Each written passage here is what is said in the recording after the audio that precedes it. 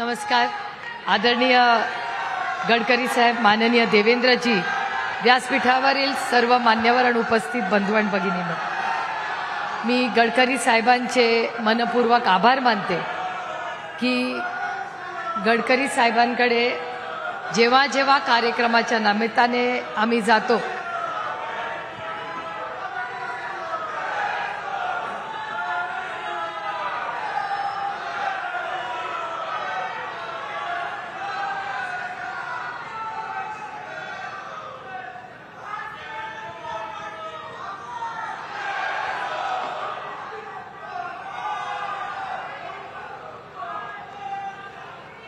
तुमचं झालं असेल तर मी भाषण करते.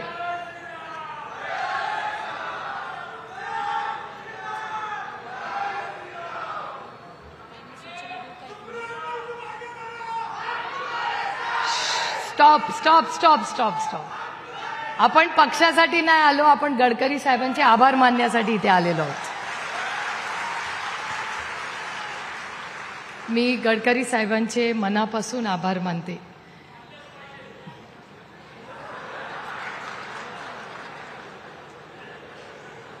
मी उत्तर देऊ शकते पण मी देणार नाही. आज आपण सगळेच गडकरी साहेबांचे आभार मानण्यासाठी आलेले आहेत, कारण का संसदेत अनेक वर्ष बारामती लोकसभा मतदारसंघाच्या मायबाप जनतेच्या आशीर्वादामुळे मला संसदेत काम करायची संधी मिळाली. आणि त्यामध्ये अनेक वर्षाच्या अनुभवामध्ये एक अत्यंत सुसंस्कृत आणि महाराष्ट्राचं आणि देशाचं हित बघणारा कुठला नेता आणि मंत्री असेल ज्याचं नाव इतिहासात लिहिलं जाईल म्हणजे माननीय गडकरी साहेब आहेत. गडकरी साहेबांकडे कधीही काम घेऊन गेलं तर गडकरी साहेब कधीही पक्ष बघत नाहीत, ते काम बघतात. त्याच्यामुळे मी बारामती लोकसभा मतदारसंघाच्या वतीने जाहीरपणे त्यांचे मनपूर्वक या भागाची लोकप्रतिनिधी म्हणून त्यांचे आभार मानते की अतिशय चांगलं काम. आणि गडकरी साहेबांचं काम फक्त चांगलं नसतं, कामाचा दर्जाही चांगला असतो. कारण माझ्या मतदारसंघातले जे गडकरी साहेबांनी केलेले रस्ते आहेत त्यांनी अजून कुठला त्याच्यात फारसे खड्डे कुठे दिसत नाहीत. बाकीच्यांचं हे बोलण्यासाठी व्यासपीठ नाही, त्याला दुसऱ्या व्यासपीठावर जरूर मी बोलीन. पण अतिशय चांगले दर्जाचे रस्ते आणि काम गडकरी साहेबांच्या दूरदृष्टीने झालेले आहे, त्याबद्दल मी त्यांचे मनपूर्वक आभार मानते. आणि एक सगळ्यात महत्त्वाची गोष्ट ज्याच्यासाठी आमच्या सगळ्यांच्याच वतीने, कारण अनेक वर्ष संजय जगताप असतील किंवा इथले स्थानिक आमदार भीमराव तापकीर असतील, संभाजी झेंडे, सचिन दोडके असेल, त्यांच्याबरोबरचा पाठपुरावा असेल किंवा काका चव्हाण असतील, गडकरी साहेबांनी पुण्यासाठी सगळ्यात मोठं माझ्यासाठी काम जे केलं असेल ते म्हणजे वारज्याचा पूल आणि त्याच्यावर थांबलेले ॲक्सिडेंट्स. म्हणजे हे सगळ्यात त्यांचं चांगलं काम. म्हणजे रस्त्याचा दर्जा तर चांगला आहे पण नऱ्यामध्ये सगळ्यात जास्त ॲक्सिडेंट्स हे त्या काळात व्हायचे. आणि सेव्ह लाईव्स नावाची एक संस्था आहे, ती सेव्ह लाईव्सच्या गडकरी साहेबांना मी जेव्हा विनंती केली की इथे माझ्याकडे फार ॲक्सिडेंट्स होतात तर आपण मला मार्गदर्शन करा, तर त्यांनी सेव्ह लाईव्स नावाचा NGO पाठवला खडकवासल्यात. आणि आज मला अभिमान वाटतो तुम्हाला सांगताना की नॅशनल हायवेची संपूर्ण टीम ही गडकरी साहेबांच्या नेतृत्वाखाली आणि सेव्ह लाईव्स नावाचं NGO आज वारज्यामध्ये किंवा त्या संपूर्ण भागामध्ये नऱ्याला जिथे आठवड्याला ॲक्सिडेंट्स व्हायचे, आज माझीच दृश्य लागू नये पण गेले 6-8 महिने झाले एकही ॲक्सिडेंट तिथे झालेला नाही. आणि हे सगळं श्रेय हे गडकरी साहेबांनी सेव्ह लाईव्स नावाचा जो NGO आम्हाला दिला. आणि माझी गडकरी साहेबांना विनंती ही होती, अनेक वेळा दिल्लीमध्ये त्यांचं मार्गदर्शन आम्ही घेतो, की बारामती लोकसभा मतदारसंघात आणि शिरूरला अमोलदादांना मला तुम्ही मार्गदर्शन करावं. आमच्या सगळ्या मतदारसंघात आम्ही 0 ॲक्सिडेंट आमचे मतदारसंघ करण्यासाठी आमचे प्रयत्न आहेत. त्याच्यासाठी त्यांचं मार्गदर्शन हे सातत्याने असतं.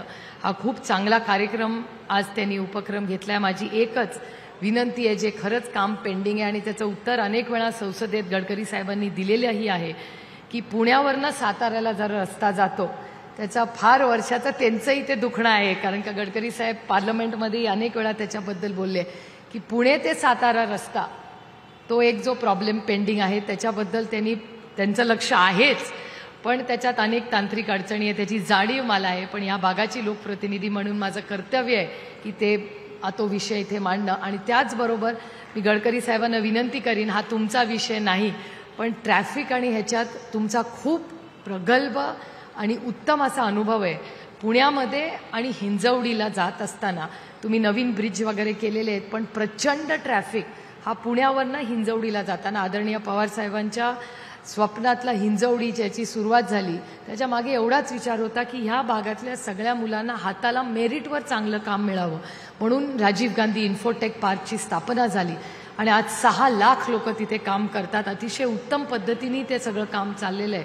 पण तिथे आजही ट्रॅफिकचा प्रचंड अडचण होते आणि तासनतास लोक, मेट्रोचं काम चाललंय, मोठ्या रस्त्यांचं काम चाललंय, पण अजून तिथून अपेक्षित असा रिझल्ट आम्हाला मिळत नाही आहे. त्याच्यामुळे स्थानिक लोकप्रतिनिधी म्हणून संग्राम थोपटेंच्या आणि माझ्या वतीने मी गडकरी साहेबांना आणि प्रशासनाला विनंती करेन, कारण का प्रशासनाकडे अनेक वेळा आम्ही त्याचा फॉलोअप करतोय, पण त्याच्यातून प्रश्न अजून सुटत नाही आहे. त्याच्यामुळे हिंजवडीसाठी आज देवेंद्रजी उपस्थित आहेत, तुम्हालाही मी विनंती करीन की पुण्यामधली सत्ताही आपल्याचकडे आहे, तर पुण्यातले रस्ते, पुण्याचा ट्रॅफिक याच्यासाठी जर गडकरी साहेबांच्या मार्गदर्शनाखाली एक चांगला रिव्ह्यू आपण जर घेऊ शकला तर आज खरंच पुण्यामध्ये तासनतास मुलं असतील, कामाला लोक जाणारे असतील, त्यांना त्रास होतोय. पुणे सगळ्या दिशेने वाढत चाललंय, पण ट्रॅफिकचा विषय आणि या प्रश्नामध्ये आपण सगळ्यांनी एकत्र राजकारण बाजूला ठेवून आपण सगळ्यांनी काहीतरी मार्ग पाडला पाहिजे आणि त्याचं नेतृत्व ह्या प्रश्न सोडवण्याचं गडकरी साहेबांनी ती पालकत्व घ्यावं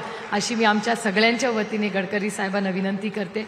आज या कार्यक्रमाला नॅशनल हायवेच्या सगळ्या टीमनी आम्हाला आमंत्रित केलं, याबद्दल मी त्या टीमचेही मनपूर्वक आभार मानून आमच्या या सगळ्या रस्त्यांसाठी जे सहकार्य आपण बारामती लोकसभा आणि शिरूरला केलं याबद्दल विनम्रपणे आपले आभार मानून आपली रजा घेते. जय हिंद, जय महाराष्ट्र, रामकृष्ण हरी. एबीपी माझा, उघडा डोळे बघा नीट.